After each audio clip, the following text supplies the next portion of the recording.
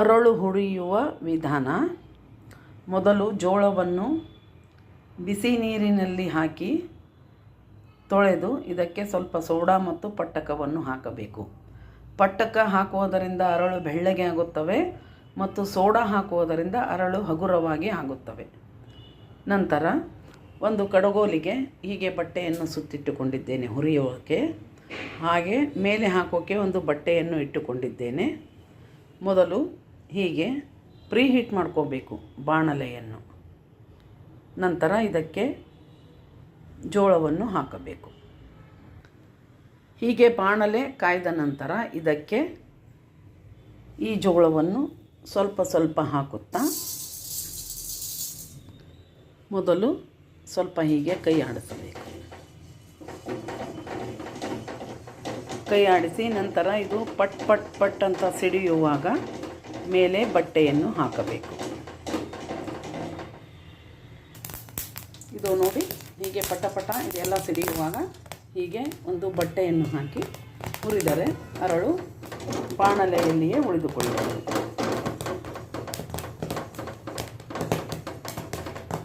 ಎಲ್ಲ ಕಡೆ ಹರಡಿ ಮನೆಯೆಲ್ಲ ಆಗುತ್ತಂತ ಹೀಗೆ ಅದಕ್ಕೆ ಮೇಲೆ ಬಟ್ಟೆಯನ್ನು ಹಾಕಬೇಕು.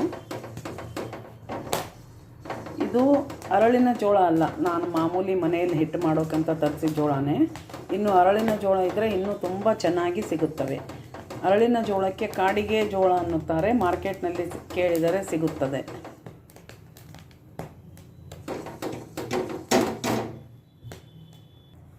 ನಂತರ ಎಲ್ಲವೂ ಪಟ್ ಪಟ್ ಅಂದ ಮೇಲೆ ಅರಳು ಆಗಿರುತ್ತದೆ. ಹೀಗೆ ಮೇಲಿನಿಂದ ಬಟ್ಟೆಯನ್ನು ತೆಗೆದು ಇದನ್ನು ಒಂದು ತಟ್ಟೆಗೆ ಹಾಕಿಕೊಳ್ಳಿ.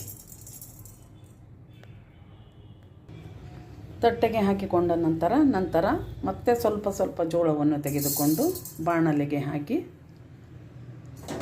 ತಿರುಗುತ್ತಾ ಇರಿ.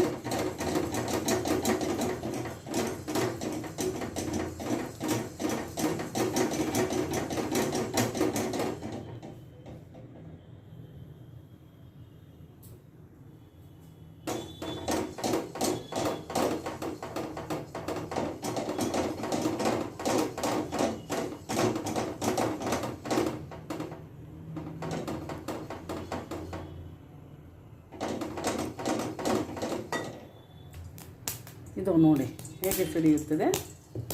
ಮತ್ತು ಇದಕ್ಕೆ ಬಟ್ಟೆಯನ್ನು ಹಾಕಿ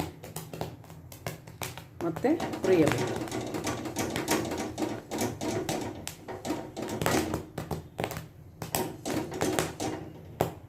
ಸೌಂಡ್ ಕೇಳಿಸ್ತಾ ಇದೆ ಅಲ್ವಾ?